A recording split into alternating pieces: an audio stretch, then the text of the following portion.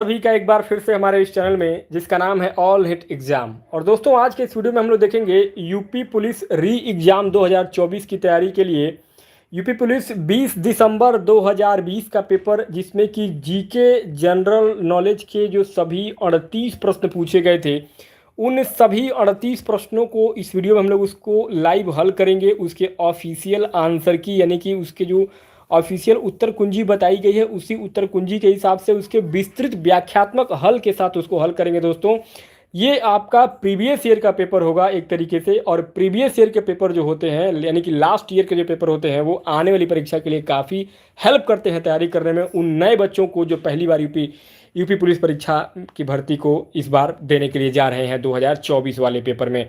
तो दोस्तों चलिए स्टार्ट करते हैं बिना किसी देरी के। दोस्तों आपका पहला प्रश्न पूछा गया था यूपी पुलिस 20 दिसंबर 2020 प्राथमिक प्रथम पाली में, कह रहा है कि सर्दियों के दौरान बर्फ में नमक डालने से बर्फ पिघलने लगती है क्योंकि। चारों ऑप्शन आपके सामने है दोस्तों। यहाँ अगर बात करेंगे तो आपका पहले नंबर के इस प्रश्न में चारों ऑप्शन आपके सामने है। राइट आंसर हो जाएगा ऑप्शन नंबर सी, नमक बर्फ की सतह पर पानी के हिमांक बिंदु को कम करता है, इसलिए जो है वो सर्दियों के दौरान बर्फ में नमक डालने से बर्फ पिघलने लगता है। दोस्तों अब समझिएगा ध्यान से, देखिए सर्दियों के दौरान यानी कि ठंडी के मौसम में बर्फ में नमक डालने से बर्फ पिघलने लगती है, क्योंकि नमक बर्फ की सतह पर पानी के हिमांक बिंदु को कम करता है।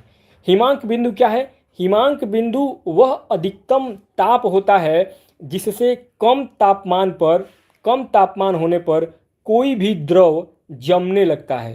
सामान्यतः जल का हिमांक बिंदु कितना होता है? 0 डिग्री सेंटीग्रेड होता है, तथा 4 डिग्री सेंटीग्रेड पर जल का अधिकतम घनत्व होता है।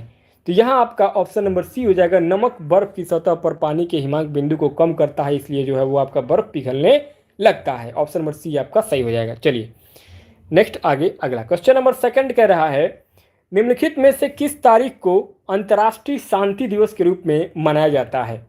अंतर्राष्ट्रीय शांति दिवस जो है यह आपका कब मनाया जाता है?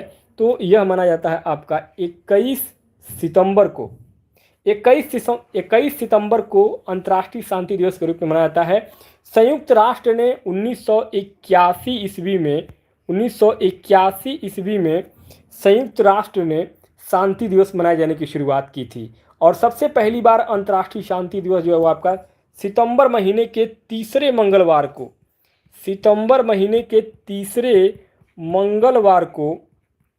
1982 ईस्वी में सबसे पहली बार जो है वो मनाया गया था अंतर्राष्ट्रीय शांति दिवस। 1982 से लेकर के 2001 तक हर साल यह जो है प्रत्येक वर्ष सितंबर के तीसरे मंगलवार को मनाया जाता था, परंतु 2002 में यूएनओ ने अंतर्राष्ट्रीय शांति दिवस जो है वो आपका 21 सितंबर को मनाए जाने की घोषणा की, और उसके बाद से आज तक जो है वो हमेशा अंतर्राष्ट्रीय शांति दिवस जो है वो 21 सितंबर को मनाया जाता है। और ये अंतर्राष्ट्रीय शांति दिवस का थीम क्या था? 2022 में अंतर्राष्ट्रीय शांति दिवस का थीम क्या था, मतलब उसका उद्देश्य क्या था? उसका उद्देश्य था नस्लवाद को खत्म करें और शांति को स्थापित करें। तो ऑप्शन नंबर बी आपका 21 सितंबर यहाँ पे सही हो जाएगा। नेक्स्ट आगे दोस्तों तीसरा क्वेश्चन पूछा जा रहा है कि निम्नलिखित कथनों को पढ़िए और सही विकल्प को चुनिए। पहला विकल्प कह रहा है कि चोल वंश एक तमिल राजवंश था जिसने 13वीं शताब्दी तक मुख्य रूप से दक्षिण भारत में शासन किया था। यह चोल वंश समृद्ध गंगा नदी घाटी में उत्पन्न हुआ था। अब इसमें कूट दिया गया है, कूट के हिसाब से आपको बताना है कि कौन सा क्वेश्चन इसमें आपका सही होगा, कौन सा विकल्प आपका जो है वो सही होगा। तो दोस्तों यहाँ आपका इस 3 नंबर के प्रश्न में अगर देखेंगे तो ऑप्शन नंबर बी आपका सही हो जाएगा। एक सही है परंतु 2 गलत है। एक सही है लेकिन 2 गलत है। क्यों गलत है ध्यान दीजिएगा। देखिए चोल वंश एक तमिल राजवंश था जिसने 13वीं शताब्दी तक मुख्य रूप से दक्षिण भारत में शासन किया, बिल्कुल सत्य बात है, इसलिए कथन एक सही होगा। दक्षिण भारत में चोल वंश का संस्थापक जो है किसके द्वारा किया गया था? चोल वंश का संस्थापक जो था वो कौन था? विजयालय 850 से 871 ईस्वी के एक शक्तिशाली और प्रभावी शासक था विजयालय। जिसकी राजधानी तंजौर या तंजावुर थी। क्या थी उसकी राजधानी? तंजौर, या जिसको हम तंजावुर भी कहते हैं, कहीं कहीं किताबों में तंजावुर भी कहते हैं, तंजावुर थी। और चोल वंश का आधुनिक जो चोल वंश आधुनिक जो है वो अपना जो उसका निर्माण हुआ था वो कावेरी घाटी, कोरोमंडल, तिरुचिरापल्ली और तंजौर तक जो है पूरा वो चोल साम्राज्य फैला हुआ था। तो यहाँ आपका ऑप्शन नंबर बी से हो जाएगा, एक सही है परंतु दो गलत है। नेक्स्ट आगे चौथा प्रश्न है कि भारत ने जीएसटी के दोहरे मॉडल को किस देश से चुना है? तो यहां हो जाएगा आपका सही विकल्प क्या हो जाएगा? Option number B, Canada. Bharat में जीएसटी के दोहरे मॉडल को कनाडा से चुना गया है। 1 जुलाई 2017 को जीएसटी जो है वो पूरे भारत में लागू हुआ। 140 देशों की उस सूची में शामिल हो गया जहां जीएसटी पहले से ही लागू किया जा चुका है। जीएसटी के दोहरे मॉडल वाले देशों में ब्राज़ील, कनाडा, भारत जो है वो अब भारत भी शामिल हो गया है। तो ये 1 जुलाई 2017 को जो है वो 140 देशों के तर्ज पर भारत में भी जो है वो जीएसटी लागू कर दिया गया। और ये जीएसटी कहाँ से लिया गया है? इसका दोहरा मॉडल ये कनाडा से लिया गया है। चलिए नेक्स्ट आगे अगला पांचवा प्रश्न है, भारत की निम्नलिखित नदियों में से किसका नाम संस्कृत शब्द लवणावरी से लिया गया है जिसका अर्थ है नमकीन नदी? तो दोस्तों ये लिया गया है आपका लूनी नदी, ऑप्शन नंबर डी। भारत की लूनी नदी का नाम संस्कृत शब्द लवणावरी से लिया गया है जिसका अर्थ होता है नमकीन नदी। लूनी नदी का उद्गम जो है वो कहाँ से हुआ था? लूनी नदी का जो उद्गम है यानी कि जहाँ से ये निकली थी तो ये निकला था आपका लूनी नदी अरावली श्रेणी से। अरावली श्रेणी में अजमेर जिले में स्थित नाग नामक पहाड़ी से ये निकला था लूनी नदी। और लूनी नदी जो है वो राजस्थान में है। कहाँ है? ये आपका राजस्थान में है लूनी नदी, जो कि राजस्थान में ये लगभग 320 किलोमीटर तक ये प्रवाहित होती है यानी कि बहती है। और ये 320 किलोमीटर प्रवाहित होकर कच्छ केरल में विलुप्त हो जाती है यानी गुजरात में जाके समाप्त हो जाती है। और यह भारत की एकमात्र अंतर्वाही नदी है। ये भारत की क्या है? एकमात्र अंतर्वाही नदी है लूनी नदी, जो कि कहाँ है? राजस्थान में है।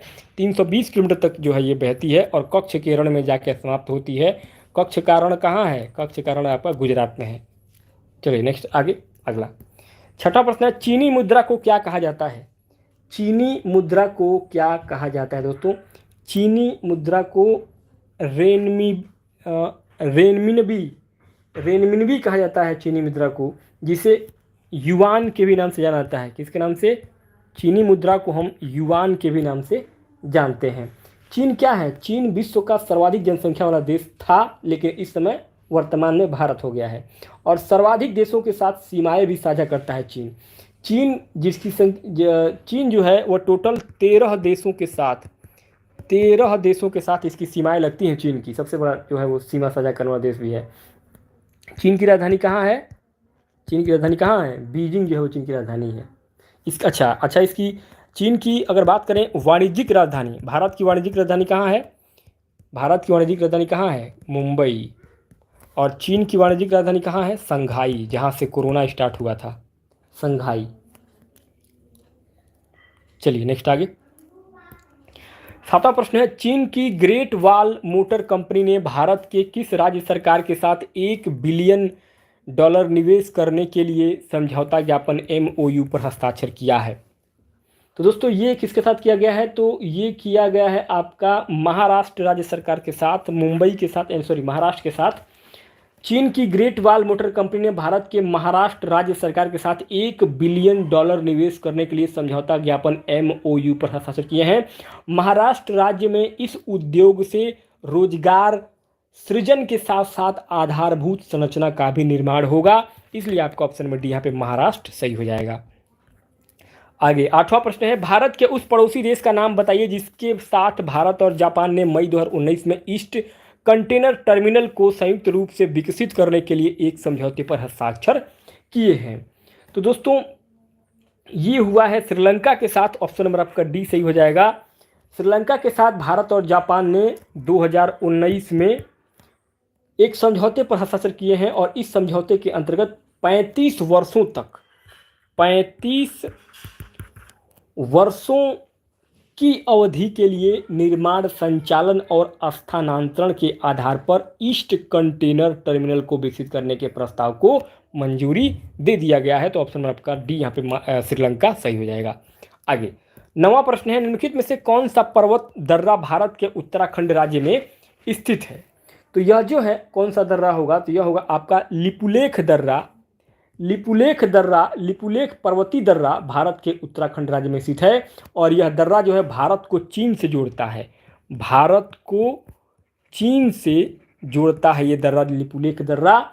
इस दर्रे की ऊंचाई कितनी है? इस दर्रे की ऊंचाई जो है वो आपका 5200 मीटर, लगभग 17,060 फीट जो है इसकी लंबाई है, ऊंचाई है इसकी। और उत्तराखंड का यह दर्रा जो है वो सीमांत दर्रा है। कौन सा दर्रा है? सीमांत दर्रा है ये लिपुलेख दर्रा। तो यहाँ पे आपका ऑप्शन नंबर बी लिपुलेख दर्रा सही हो जाएगा। नेक्स्ट आगे अगला 10वां प्रश्न है, ग्लोबल वेब इंडेक्स 2020 के अनुसार दुनिया में औसत उपयोगकर्ता प्रतिदिन सोशल मीडिया पर कितना समय व्यतीत करता है? ग्लोबल वेब इंडेक्स 2020 के अनुसार दुनिया में 144 मिनट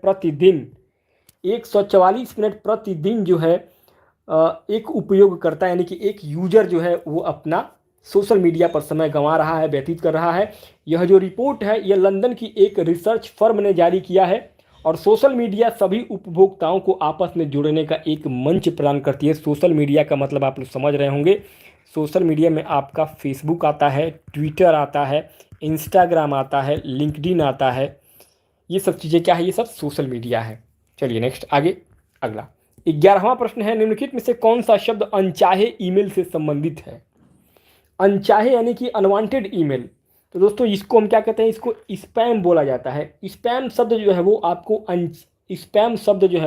अनचाहे ईमेल से संबंधित है। स्पैम शब्द का प्रयोग सबसे पहले इंटरनेट पर आने वाले अनचाहे या अप्रासंगिक या यूं कहें एक तरीके से गुमनाम ईमेल के लिए किया जाता है। वर्तमान समय में इसका उपयोग इंटरनेट पर धोखाधड़ी में भी किया जाता है, यानी कि इसको स्पैम बोला जाता है। स्पैम का मतलब क्या होता है? धोखाधड़ी यानी कि फ्रॉड मैसेज। आगे 12वां प्रश्न, निम्नलिखित जीवों में से किसकी यौगिक यानी कंपाउंड आंखें होती हैं? तो ये किसकी आंखें होती हैं जो कंपाउंड होती हैं दोस्तों? तो ये होता है ड्रैगन मक्खी की यौगिक यानी कंपाउंड आंखें होती हैं। और ड्रैगन फ्लाई ओडोनाट कीट वर्ग से संबंधित होते हैं ये, और ये जैव संकेतक के रूप में कार्य करते हैं। ड्रैगन मक्खी जीवों में आंखें परस्पर जो क्या होती हैं वो आपकी कंपाउंड होती है, यानी कि आपकी यौगिक परस्पर होती हैं। आगे अगला 13वां प्रश्न है, आरंभ में निम्नलिखित में से कौन सा कार्य वर्ष 1831 में राजस्व परिषद उत्तर प्रदेश द्वारा संपन्न किया जाता था, जिसे 1932-35 के दौरान हटा दिया गया था? तो दोस्तों ये कब हुआ था? तो ये हुआ था आपका कोर्ट ऑफ वंडर्स से संबंधित कार्य के लिए। आरंभ में कोर्ट ऑफ वंडर्स से संबंधित कार्य 1831 ईस्वी में राजस्व परिषद उत्तर प्रदेश द्वारा संपन्न किया जाता था, जिसे कि 1932-35 के दौरान हटा दिया गया था। ईस्ट इंडिया कंपनी के आगमन के पूर्व भारत में जो परंपरागत भू राजस्व व्यवस्था थी उसमें भूमि पर किसानों का अधिकार था तथा फसल का एक भाग सरकार को दे दिया जाता था। तो यहाँ आपका ऑप्शन नंबर सी सही हो जाएगा। कोर्ट ऑफ वंडर से संबंधित कार्य होते थे। ऑप्शन नंबर आपका सी सही हो जाएगा। नेक्स्ट आगे अगला 14वां प्रश्न है, भारतीय मुद्रा में 2000 रुपये के नोट का आकार क्या है? कितना उसका जो है वो आकार कैसा है 2000 रुपये का, 2000 रुपये के नोट का? तो दोस्तों इसका जो आकार है वह आपका है 66 मिलीमीटर गुणे 166 मिलीमीटर, 66 mm गुणे 166 mm इसका जो वो आकार है। और इसका जो रंग है वो कैसा है? इसका जो रंग है वो आपका मैजेंटा रंग का है, मैजेंटा रंगीन है। तो यहाँ पे आपका ऑप्शन नंबर सी सही हो जाएगा। नेक्स्ट आगे 15वां प्रश्न है, निम्नलिखित में से कौन सा लॉन्च वाहन मिशन चंद्रयान 2 में उपयोग किया गया था? चंद्रयान 2 में जिसका उपयोग किया गया था वह क्या था? तो दोस्तों वह था आपका GSLV MK third. GSLV MK third जो था यह लॉन्च वाहन मिशन चंद्रयान 2 में उपयोग किया गया था। चंद्रयान 2 भारत का दूसरा चंद्र अन्वेषण अभियान है जिसे भारतीय अंतरिक्ष अनुसंधान संगठन इसरो के द्वारा ISRO इसरो के द्वारा विकसित किया गया था। और इस अभियान में भारत में निर्मित एक चंद्र कक्षयान, एक रोवर और एक लैंडर भी शामिल है। तो ऑप्शन आपका ए यहाँ पे GSLV MK third right answer हो जाएगा। नेक्स्ट आगे 16वां प्रश्न है, कौन सा रसायन आतिशबाजी प्रदर्शित करते समय हरे रंग के लिए जिम्मेदार है? तो दोस्तों ये हो जाएगा आपका कौन सा रसायन हो जाएगा, तो ये हो जाएगा आपका बेरियम क्लोराइड। बेरियम क्लोराइड एक ऐसा रसायन है जो कि आतिशबाजी प्रदर्शित करते समय हरे रंग के लिए जिम्मेदार होता है। बेरियम क्लोराइड एक कार्बनिक यौगिक है जिसका रासायनिक सूत्र क्या होता है? इसका रासायनिक सूत्र होता है BaCl2।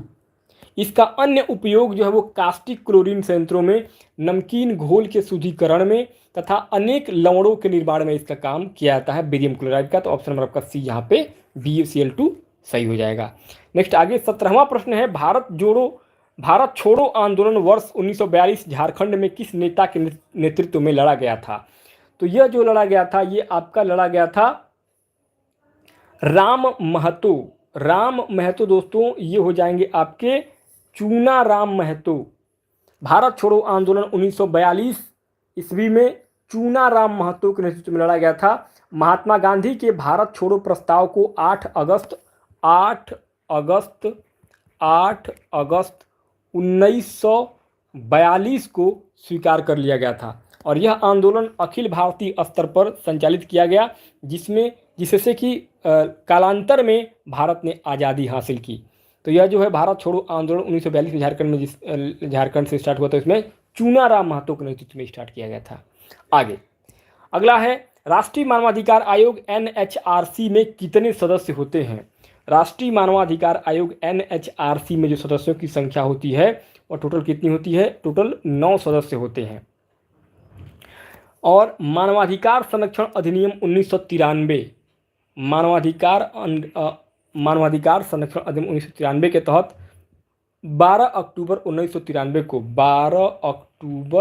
1993 को किया गया था इसका निर्माण, राष्ट्रीय मानवाधिकार आयोग NHRC का। मानवाधिकार आयोग क्या है? एक सांविधिक स्वायत्त एक स्वतंत्र निकाय है और 10 दिसंबर को हर साल 10 दिसंबर को अंतर्राष्ट्रीय मानवाधिकार दिवस मनाया जाता है 10 दिसंबर को। तो यहाँ आपके टोटल इसमें 9 सदस्य होते हैं। अगला 19वां प्रश्न है, प्रशासनिक सुविधा के लिए उत्तर प्रदेश राज्य में कितने मंडल मौजूद हैं? प्रशासनिक सुविधा के लिए उत्तर प्रदेश राज्य में कितने मंडल मौजूद हैं दोस्तों? तो टोटल आपके 18 मंडल मौजूद हैं। 24 जनवरी 1950 ईस्वी को 24 जनवरी 1950 ईस्वी को संयुक्त प्रांत का, उत्तर प्रदेश का नाम पहले क्या था? उत्तर प्रदेश का नाम पहले था संयुक्त प्रांत। संयुक्त प्रांत का नाम बदल करके उत्तर प्रदेश कर दिया गया था 24 जनवरी 1950 को। और 1 नवंबर 1956 ईस्वी को राज्य का पुनर्गठन किया गया था उत्तर प्रदेश का। और उत्तर प्रदेश सर्वाधिक विधानसभा एवं विधान परिषद सीट वाला राज्य है। उत्तर प्रदेश में सर्वाधिक 75 जिले हैं। 75 जिले हैं। वर्तमान में उत्तर प्रदेश क्षेत्रफल के आधार पर, अगर क्षेत्रफल की बात करेंगे तो पूरे भारत में चौथे स्थान पर जो है वो उत्तर प्रदेश आता है। जनसंख्या के मामले में नंबर 1 पोजीशन पे है पूरे भारत में उत्तर प्रदेश। आगे 20वां प्रश्न है, निम्नलिखित में से किस निगम ने मई 2019 में 2 1600 HP DDEM HPDEMU train set की आपूर्ति करने के लिए नेपाल के रेलवे विभाग के साथ अनुबंधन समझौते पर हस्ताक्षर किए हैं? तो ये किसके द्वारा किया गया है दोस्तों? तो ये किया गया है आपका Konkan railways corporation limited. Konkan railways corporation limited के द्वारा सन 2019 में दो 1600 HP डेमू ट्रेन सेट की आपूर्ति करने के लिए नेपाल के रेलवे विभाग के साथ अनुबंध समझौते पर हस्ताक्षर किया गया और ये 2 ट्रेनें नेपाल के रेलवे डिपार्टमेंट को 2020 में सौंप दी गई थी। तो ऑप्शन आपका सी यहाँ पे सही हो जाएगा। नेक्स्ट आगे अगला 21वां प्रश्न है, भारत सरकार में जनवरी 2020 के दौरान वाणिज्य और उद्योग मंत्री कौन रहे थे? तो दोस्तों 2020 में जो उद्योग मंत्री रहे थे वह थे आपके पीयूष गोयल। पीयूष गोयल जो है वो आपके उद्योग मंत्री रहे थे 2020 में। और 2017 से 2019 के बीच रेलवे एवं कोयला मंत्रालय भी देखते थे, कोयला मंत्री भी थे पीयूष गोयल। अब समस्या के पीयूष गोयल सही हो जाएंगे। आगे 22वां प्रश्न है, 2010 के दौरान लागू हुई नवीनतम कोर अंतर्राष्ट्रीय मानवाधिकार संधि निम्नलिखित में से कौन सी है? तो दोस्तों 2010 के दौरान लागू हुई नवीनतम जो है ये है आपका ऑप्शन नंबर बी सही हो जाएगा, एनफोर्ड डिसअपियरेंस पर समिति। 2010 के दौरान लागू हुई नवीनतम कोर अंतर्राष्ट्रीय मानवाधिकार संधि एनफोर्स डिसअपियरेंस पर समिति है और यह संधि 23 दिसंबर 2010 को लागू हुई थी। यह विश्व स्तर पर लापता लोगों से संबंधित समिति थी जिसने लापता यानी कि गायब हुए लोगों के बारे में विस्तृत रिपोर्ट जारी की थी। तो ऑप्शन बी आपका एनफोर्ड डिसअपियरेंस समिति जो है वो आपका राइट आंसर हो जाएगा। नेक्स्ट आगे अगला 23वां प्रश्न है, अर्मेनिया की मुद्रा को क्या कहा जाता है? अर्मेनिया की मुद्रा को द्राम कहा जाता है। ऑप्शन नंबर ए आपका द्राम यहाँ पे सही हो जाएगा। अर्मेनिया क्या है? अर्मेनिया एक एशियाई देश है, ये एशिया में स्थित देश है, एशियाई देश है। इसकी राजधानी कहाँ है? इसकी राजधानी जो है आपका येरेवान जो है इसकी राजधानी है अर्मेनिया की। येरेवान अर्मेनिया का सबसे बड़ा शहर भी है और अर्मेनिया और अजरबैजान के बीच में नारगोनो काराबाख क्षेत्र को लेकर परस्पर नारगोनो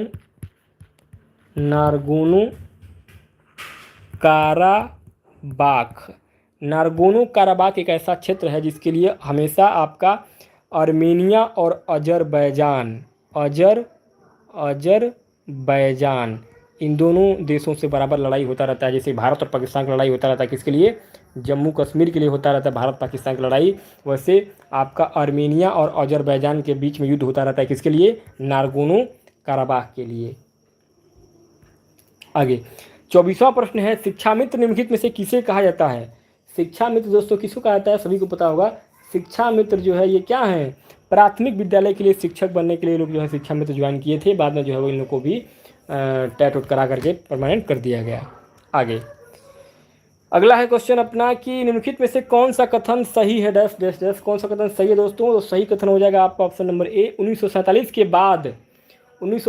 के बाद बोर्ड का न्यायिक विंग इलाहाबाद में कार्यरत रहा, प्रशासनिक विंग को लखनऊ स्थानांतरित कर दिया गया। यह कथन बिल्कुल सही है। प्रयागराज इलाहाबाद में उत्तर प्रदेश का उच्च न्यायालय हाईकोर्ट स्थित है, जबकि उत्तर प्रदेश के प्रशासनिक एवं विधायी कार्य लखनऊ से संपादित किए जाते हैं। तो ऑप्शन आपका ए यहाँ पे करेक्ट हो जाएगा। अगला 26वां प्रश्न है, ग्रैमी अवार्ड्स निम्नलिखित में से किस क्षेत्र में योगदान के लिए प्रदान किए जाते हैं? ग्रैमी अवार्ड्स जो है यह आपका दिया जाता है किसके लिए? संगीत के क्षेत्र में योगदान के लिए प्रदान किया जाता है Grammy award. The recording academy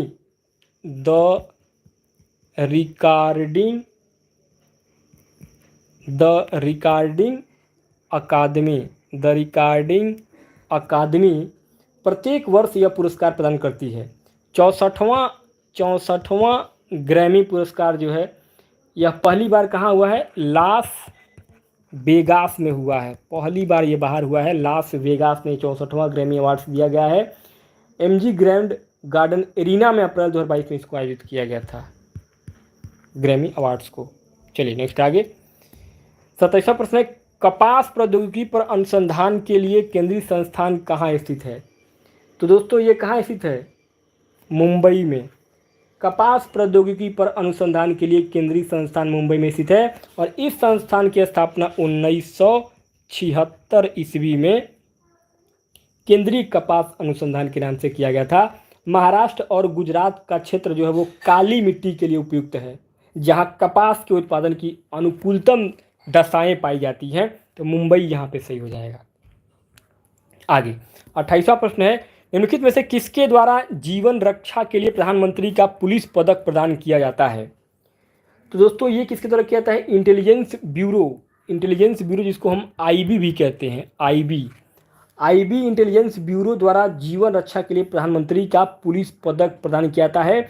intelligence bureau Bharat की आंतरिक खुफिया एजेंसी है जिसे कि 1947 ईस्वी में गृह मंत्रालय के द्वारा, किसके द्वारा? गृह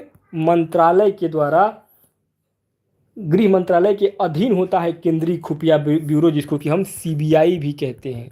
सीबीआई के रूप में ये जो है इसको, आईबी पहले था, इसको फिर बदल करके सीबीआई कर दिया गया, जो कि गृह मंत्रालय के अधीन में काम करता है सीबीआई। आगे चलिए, 29वां प्रश्न है, सीआरपीएफ का निम्नलिखित में से वह कौन सा विशेष विंग है जो दंगों और दंगों जैसी स्थितियों से निपटने के लिए बनाया गया था? तो सीआरपीएफ का वो जो है वो आपका आरएएफ एक विशेष विंग है। कौन सा है? RAF, rapid action force. CRPF का रैपिड एक्शन फोर्स आरएएफ एक विशेष विंग है जो दंगों और दंगों जैसी स्थितियों से निपटने के लिए बनाया गया था। रैपिड एक्शन फोर्स को अक्टूबर 1992 ईस्वी में सीआरपीएफ बटालियन को परिवर्तित करके बनाया गया था आरएएफ फोर्स को। ऑप्शन आपका डी यहाँ पे सही हो जाएगा। आगे 30वां प्रश्न है, स्वामी नारायण अक्षरधाम एक हिंदू मंदिर परिषद है जो भारत के निम्नलिखित स्थानों में से कहाँ स्थित है? तो दोस्तों स्वामी नारायण जो है अक्षरधाम, यह एक हिंदू मंदिर परिसर है जो कि आपका कहाँ है? दिल्ली में है, भारत के दिल्ली में है। Guinness book of world record द्वारा इसे विश्व के सबसे बड़े विस्तृत हिंदू मंदिर परिसर के रूप में दर्ज किया गया है। इसका उद्घाटन कब किया गया था? इसका उद्घाटन किया गया था आपका 6 नवंबर 2005 को इसका उद्घाटन किया गया था। ऑप्शन नंबर डी आपका दिल्ली सही हो जाएगा। आगे 31वां प्रश्न है, निम्नलिखित में से कौन भारत के प्रधानमंत्री की नियुक्ति करता है? भारत के प्रधानमंत्री की नियुक्ति कौन करता है? तो यह किया जाता है किसके द्वारा? भारत के राष्ट्रपति के द्वारा। भारत का राष्ट्रपति भारत के प्रधानमंत्री की नियुक्ति करता है। अनुच्छेद 75 के भाग 1 के तहत राष्ट्रपति के द्वारा प्रधानमंत्री की नियुक्ति का प्रावधान है। अर्थात संसदीय व्यवस्था के अनुसार लोकसभा में बहुमत दल के नेता को प्रधानमंत्री नियुक्त किया जाता है। प्रधानमंत्री, राष्ट्रपति और मंत्रिपरिषद के बीच संवाद की एक मुख्य कड़ी होता है। ऑप्शन आपका ए यहाँ पे भारत के राष्ट्रपति सही हो जाएंगे। नेक्स्ट आगे 32वां प्रश्न है, निम्नलिखित में से किस देश ने दुनिया का प्रथम तैरता हुआ परमाणु संयंत्र बनाया है?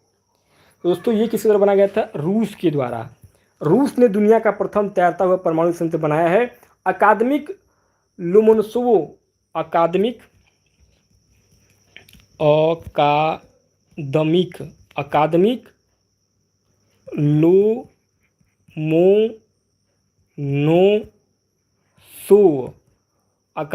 लोमोनोसोव इसका नाम 18वीं शताब्दी के, ये अकादमिक लोकोमोनोसोव दुनिया का जो है वो पहला तैरता हुआ परमाणु रिएक्टर है और इसका जो नाम है वह रूस के जो वैज्ञानिक थे उनके नाम पर, जिनका नाम था मिखाइल लोमोनोसोव, उनके नाम पर इसका नाम रखा गया इस परमाणु संयंत्र का, जो कि कहाँ है? ये पहला परमाणु संयंत्र है जो कि तैरता हुआ जो है पानी में रहता है हमेशा। ऑप्शन आपका डी से हो जाएगा, जो कि रूस ने बनाया है इसको।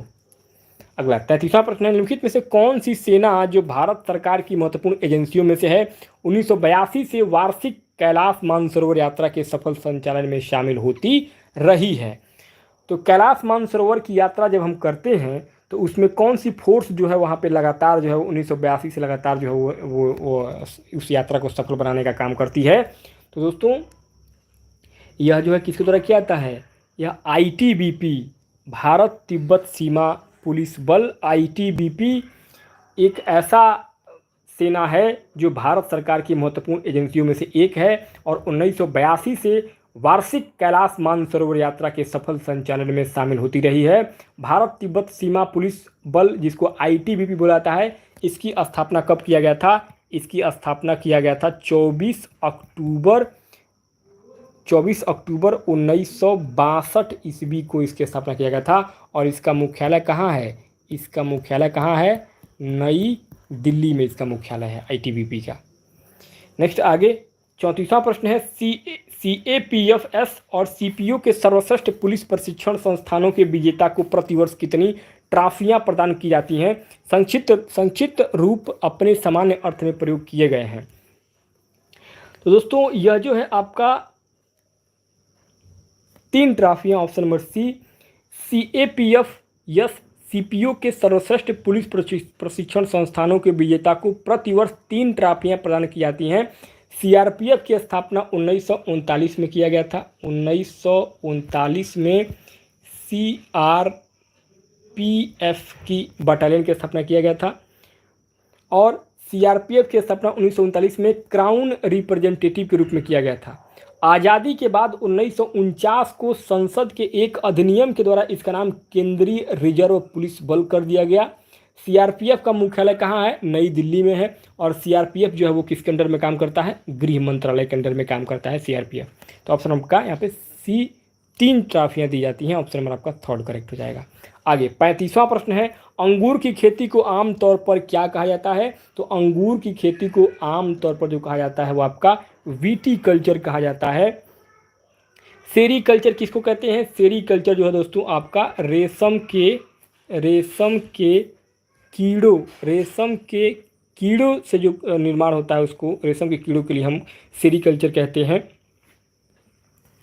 और एपीकल्चर किसको कहा जाता है? एपीकल्चर जो है आपका पक्षियों के पालन के लिए इस्तेमाल किया जाता है एपीकल्चर का। मोरीकल्चर क्या है? मोरीकल्चर में रेशम कीट के लिए शहतूत की कृषि की जाती है। रेशम के कीट कैसे मिलते हैं? रेशम के कीटों के लिए शहतूत की खेती की जाती है, शहतूत की खेती। और शहतूत की खेती करने पर ही जो है रेशम पैदा होते हैं मोरीकल्चर से। तो यहाँ अंगूर की खेती को हम विटीकल्चर कहते हैं। ऑप्शन आपका डी सही हो जाएगा। आगे 36वां प्रश्न है, चकबंदी से आपका क्या मतलब है? चकबंदी का मतलब होता है भूमि का एकीकरण। चकबंदी का मतलब होता है भूमि का एकीकरण। चकबंदी एक ऐसी प्रक्रिया है जिसके अंतर्गत किसानों के इधर उधर बिखरे हुए छोटे छोटे खेतों को उनके आकार के आधार पर उन्हें एक स्थान पर एक बड़ा चक बना दिया जाता है, एक बड़ा खेत बना दिया जाता है। चकबंदी 2 प्रकार की होती है। एक चकबंदी होती है आपकी ऐच्छिक चकबंदी और एक होती है आपकी अनिवार्य चकबंदी। तो यहाँ पे आपका भूमि के एकीकरण को हम चकबंदी कहते हैं। चकों को इकट्ठा करना मतलब चकबंदी करना। अगला 37वां प्रश्न है, भारत के निम्नलिखित में से किन स्थानों के बीच महात्मा गांधी के नेतृत्व में अंग्रेजों के विरुद्ध नमक मार्च आयोजित किया गया था? तो ये किया गया था आपका अहमदाबाद से दांडी के बीच। भारत के अहमदाबाद से दांडी के बीच महात्मा गांधी के नेतृत्व में अंग्रेजों के विरुद्ध नमक सत्याग्रह मार्च आयोजित किया गया था। नमक सत्याग्रह अंग्रेज सरकार के द्वारा नमक पर लगाए गए कर के विरुद्ध था। नमक सत्याग्रह जो है वो आपका कब स्टार्ट हुआ था? 12 मार्च 1930 से 5 अप्रैल 1930 तक किया गया तथा 6 अप्रैल 1930 को गांधी जी ने अपने अनुयायियों के साथ नमक कानून को तोड़ा था। और उस समय भारत में गवर्नर जनरल कौन था? उस समय भारत में गवर्नर जनरल था आपका लॉर्ड इरविन के समय में ये नमक सत्याग्रह आंदोलन हुआ था। तो ऑप्शन नंबर डी आपका अहमदाबाद से दांडी सही हो जाएगा। अगला 27वां प्रश्न दोस्तों आपका आखिरी प्रश्न होगा, 38वां प्रश्न होगा।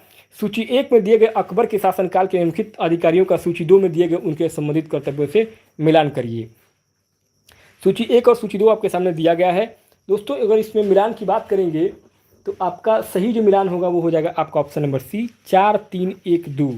वजीर जो है वो राजस्व विभाग का प्रमुख होता था। वजीर राजस्व विभाग का प्रमुख होता था। मीर बख्शी जो होते थे वो सैन्य विभाग के प्रमुख होते थे। मीर बख्शी। मीर समन जो है वो शाही परिवार का प्रभारी होता था। मीर समन। और प्रमुख काजी जो थे वो न्यायिक विभाग का प्रमुख होता था, प्रमुख काजी। तो दोस्तों इसी प्रमुख काजी के द्वारा ही न्यायिक विभाग का प्रमुख होता था और इसी के द्वारा जो है वो न्यायिक कार्य संपादित किए जाते थे। तो यहाँ पे आपका ऑप्शन नंबर सी 4312 जो है आपका सही मिलान हो जाएगा अकबर के समय। तो दोस्तों इस प्रकार से इस वीडियो में हम लोगों ने UP police Uttar Pradesh police भर्ती परीक्षा 20 दिसंबर 2020 को जो परीक्षा हुआ था उसमें जीके के जो सभी 38 प्रश्न पूछे गए थे उन सभी 38 प्रश्नों को इस वीडियो में हम लोगों ने उसकी ऑफिशियल जो आंसर की बताया गया था उस आंसर की के हिसाब से हम लोगों ने पूरा इस वीडियो में विस्तृत हल किया है उन सभी 38 प्रश्नों के जीके का। तो दोस्तों ये एक तरीके से आपका यूपीपी का पूरा प्रीवियस ईयर का पेपर था जीके का 2020 के पेपर का। और उम्मीद करता हूँ ये प्रीवियस ईयर का पेपर आपके आने वाली जो परीक्षा आपका होने वाला है 2024 में री एग्जाम यूपीपी का उसके लिए काफ़ी हेल्प करेगा उन नए लड़कों के लिए जो पहली बार आपका इस बार पेपर देने जाएंगे यूपीपी उत्तर प्रदेश पुलिस भर्ती परीक्षा का। तो दोस्तों प्रीवियस ईयर का पेपर इसलिए इंपॉर्टेंट होता है कि किस तरीके के प्रश्न आ रहे हैं किस लेवल के प्रश्न आ रहे हैं ये जानने में आपको मदद मिलता है। और हो सकते हैं कुछ ऐसे भी क्वेश्चन होते हैं जो आपके रिपीट भी हो जाए अगली परीक्षा में, इसलिए प्रीवियस ईयर के पेपर को आप अच्छे से हल करके जाएँ समझ करके जाएँ। तो दोस्तों इसी के साथ इस वीडियो के यहीं पे समाप्त करते हैं। बाकी कोई सुझाव हो तो कमेंट बॉक्स में जरूर पूछिएगा। बहुत बहुत धन्यवाद हमारे साथ बने।